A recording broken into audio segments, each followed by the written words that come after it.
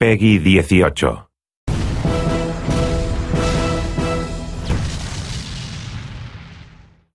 There were a lot of very smart, talented, capable, and very committed people that were involved. And I think that if there was a very simple problem or decision they could have made, or a simple problem they could fix, or some behavior they could change that would have allowed the game or helped the game ship, that they all would have jumped at that and they would have done that. So I can imagine then that there were a lot of complex, cascading things that contributed to why now Duke Nukem Forever is legendary as the longest development cycle in the history of all video games. I got into level design with Duke 3D when I was in 6th grade. So I'm a Duke fan. I remember looking at a magazine, looking at screenshots of Duke Nukem Forever and thinking, wow, I have to pre-order this game because it's amazing, you know, and all these years. And I mean, I've been on that ride as same as anybody else. For me, from my perspective, you know, I'm lucky that I actually enjoy working on the game and doing this stuff. So it wasn't so painful for it being a 10-year project because I was always doing new things, always getting new tech and things like that, so I enjoyed it. Everybody that was working on the project were all huge fans of Duke, and so we're all really passionate about what we're doing. So, you know, we're all going the extra mile just because we were doing what we loved. It was kind of this more of a circle where by the time we got some of these levels far enough along that we really liked them, we'd come back to the other ones that we'd worked on earlier, and enough had changed on the gameplay side of things, or another game had come out, and so the standards had changed, and so that original level that was really good a year and a half ago didn't really stand up as much anymore, and we wanted to go back and revisit it. And, you know, I don't want to put all the burden on one person, so I'm not going to do that. We were all there, and we all, you know, voiced our opinions and desires, but you know, it was a continuous cycle of iteration that didn't have any real end in sight. We didn't have any plan put in front of us in terms of, okay, we're going to iterate to reach this goal. It was just, we're going to iterate, and then it'll eventually be awesome. It was getting harder and harder for people to believe that it was actually real. But every time that people really started to doubt, a trailer would come out showing off all these great new things. 1997, that trailer came out at E3, and it was great. And people were like, man, this is going to be spectacular.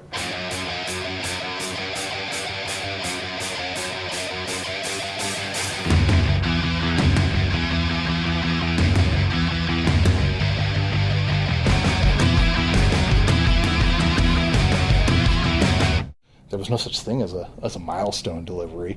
You know, it was just make it cool, make it awesome. And the funny thing about making cool and awesome things is you can always make it more cool and more awesome. And you'll find that the time just tends to fly by when you're doing that.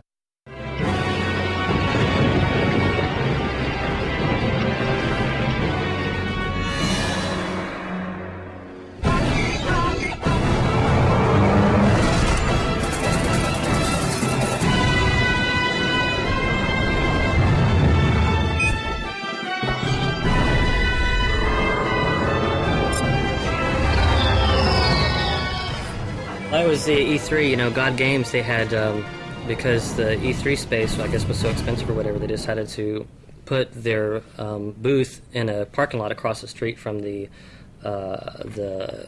Los Angeles Convention Center, yeah. And so it was a huge, it just kind of turned this large, like... Party. Yeah, party. I was just as apprehensive about it in 2005 as anybody would be today. Yeah. About the project then was as controversial and as long in the tooth as any. And I came to Texas with the idea of like, well, I'll give it a month and I'll see what happens. You know, I didn't even get an apartment. I stayed in the hotel they rented for me as long as possible.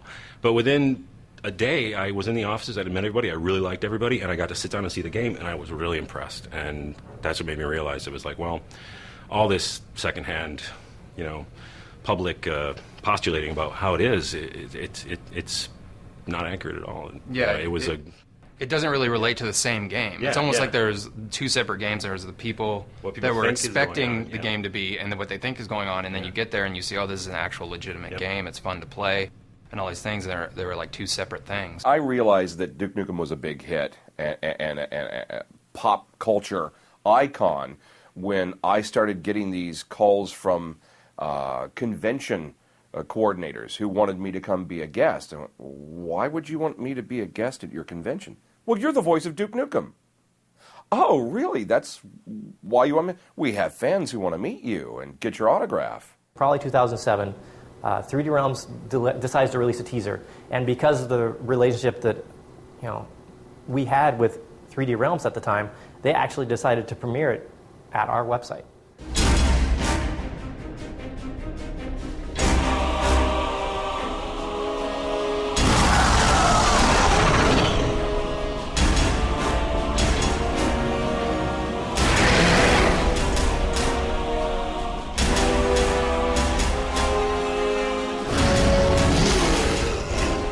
This is a website I had, been running for a long time, and we had scaled up quite a bit, and we had not had problems with traffic in years, and we've been featured on CNN and all these kind of major things, and we've always handled no problem.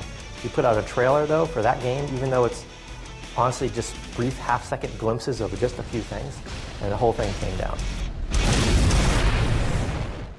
It looked great, and it didn't come out. So we kept going through these cycles of all the way from 97 from that first trailer to 2001 trailer to waiting a long time, 2007 teaser, and every time gamers were blown away with what great stuff there were, and they're like, why will this not come out? I've always thought the game would eventually come out because there was just too much there, and I'm glad that the Triptych guys here were able to pull it off. I went and interviewed at 3D Realms kind of on a whim, wondering what the game was about, and it was awesome, even back then. When I saw it for the first time, there were things in the game that nobody else was doing. And so I had a talk with George, and he convinced me to come over as a designer, and then I moved to Dallas with Kristen, and we worked on the game for 4.5 years until the dreaded day, which was in May of 2009 when 3D Realms shut its doors on the project. I was talking to, I'm sure other people had offered this as well, but I was talking to our programmer, Rob, and was saying, if you want to work on it in our spare time, I'm willing to do that with you. If you want to do it, it's just a tragedy that this game will never come out, And then, around that time, David Regal was going around talking to people, and so we were already interested anyway, so it kind of all fell into place. We had 3 or 4 meetings with all the people who were really serious about forming the company, and the last one was in June of 2009, and just by coincidence, when we brought everybody to the house, that was the same night that we did have tornado warnings. So we were essentially forced to sit around in our living room for about 2 hours and talk about the company and the game, and I think, maybe if people hadn't been forced to sit in and wait, that maybe we wouldn't have talked about as much or convinced them. There were a few meetings off-site, but pretty much our house became the center of everything. It was actually the most exciting time in my career, which is odd. I mean, usually you don't think you'd think that. I mean, I wasn't getting paid. I was working a ton of hours, and but it was all because we were working towards the same thing. We were all on the same page. We wanted to finish Duke. I did a lot of work on the weekends and stuff. I like doing various things. I concepted up a lot of the stuff that's in the game now, like Monster Truck I did on the weekends, pool tables I did on the weekends, air hockey I did on the weekends, and I just enjoy it. So for me, from my perspective, I'm lucky that I actually enjoy working on the game and doing this stuff. You hear a lot of stories about game companies starting in somebody's living room, with a project that nobody had heard of, and it really takes, once it's announced, it goes viral or whatever you want to say. And that's pretty much how it was. I mean, we were working crazy hours, we're getting on each other's nerves, starting to stink up the house and all that junk.